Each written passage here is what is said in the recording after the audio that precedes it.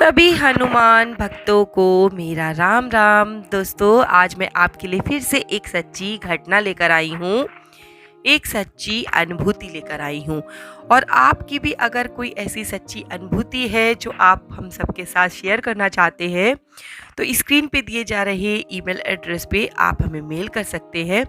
दोस्तों, आज की घटना हमें भेजी है राधे श्याम वर्मा जी ने, और आगे की सारी स्टोरी सुनाती हूँ उन्हीं के शब्दों में। लिखते हैं, नमस्ते बहन जी, मैं बाबा का एक छोटा सा दास हूँ और यूपी के एक छोटे से गांव का रहने वाला हूँ। मैं आपसे अपने जीवन की घटित वो घटना बता रहा हूँ जिसने मेरे विश्वास को हिलाकर रख दिया। आप मुझे कह सकते हैं कि मैं पूरी तरीके से नास्तिक था, भगवान को नहीं मानता था।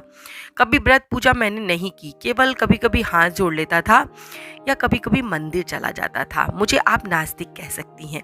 मेरी पत्नी जब शादी होके आई तो वो हनुमान बाबा को मानती थी, बालाजी की पूजा करती थी। मैंने उन्हें कई बार समझाया कि महिलाएं और औरतें हनुमान बाबा की पूजा नहीं करती, पर वो मानती नहीं थी। मेरी बात वो ना मानकर हनुमान बाबा को अपना बेटा मानकर दुलार प्यार करती थी और उनकी पूजा दोनों वक्त करती थी। मैं आपसे ये जो घटना शेयर कर रहा हूँ ये आज से 4 साल पुरानी है। हमारी सबसे बड़ी बेटी की शादी का समय था। जिस दिन बारात आनी थी उसी दिन की घटना आपको शेयर कर रहा हूँ। बेटी की बारात में आप तो जानती हो कि कितना काम होता है और सभी लोग स्वागत तैयारी में जुटे हुए थे। घर के सभी लोग व्यस्त हो गए थे तो हमारे पास एक बड़ा सा बैग था जिसमें बेटी के जेवर गहने वगैरह रखे हुए थे और दहेज का पैसा भी था, उसमें और भी पैसे थे ज़रूरत के लिए।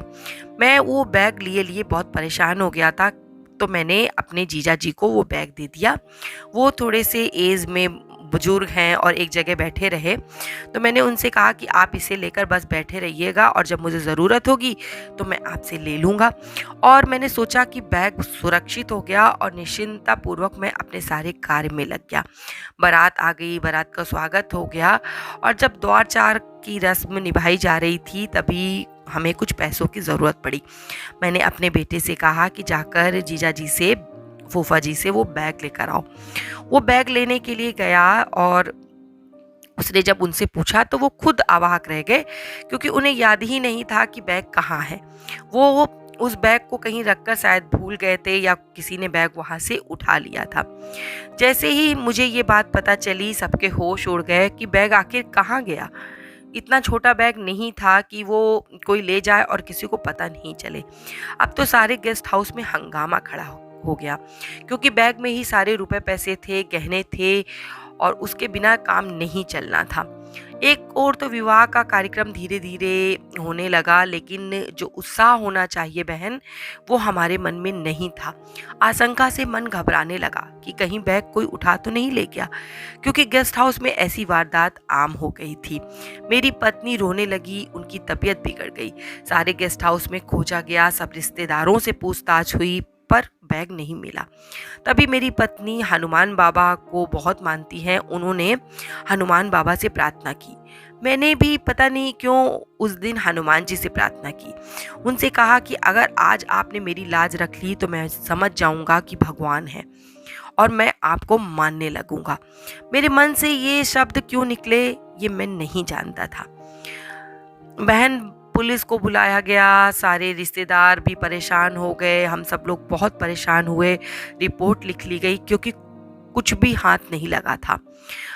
गेस्ट हाउस में जो सीसीटीवी कैमरे थे उसमें भी कुछ समझ में नहीं आ रहा था, क्योंकि भीड़ भाड़ ज़्यादा होने के कारण कुछ भी समझ में नहीं आया, कुछ भी स्पष्ट रूप से पता नहीं चल रहा था।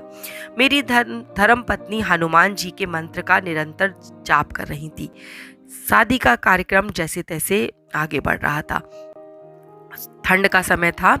तभी मेरे सबसे छोटे बेटे को मैंने पुकारा और कहा कि तुम बारातियों के लिए चाय का इंतजाम करवाओ, जाड़ा ज़्यादा है। उसने जाकर हलवाई से चाय बनाने के लिए कहा। लगभग रात का 2 बज रहा था। मेरा आज विश्वास टूट गया था, पर पत्नी के मंत्र का जाप अभी नहीं टूटा था।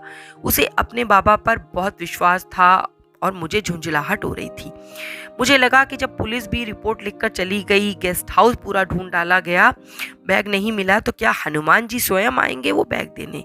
कितनी बेवकूफ़ है जो पूजा पाठ करने में लगी है। और मुझे लगा कि अब कहीं और से पैसों का इंतजाम करना पड़ेगा। मैं जगह जगह फ़ोन करने लगा। तभी मेरे बेटे ने ज़ोर से मुझे पुकारा। उसकी आवाज़ जब सुनाई पड़ी तो सभी लोग उस ओर भागे कि आखिर अब क्या हो गया, अब कौन सी मुसीबत आ गई।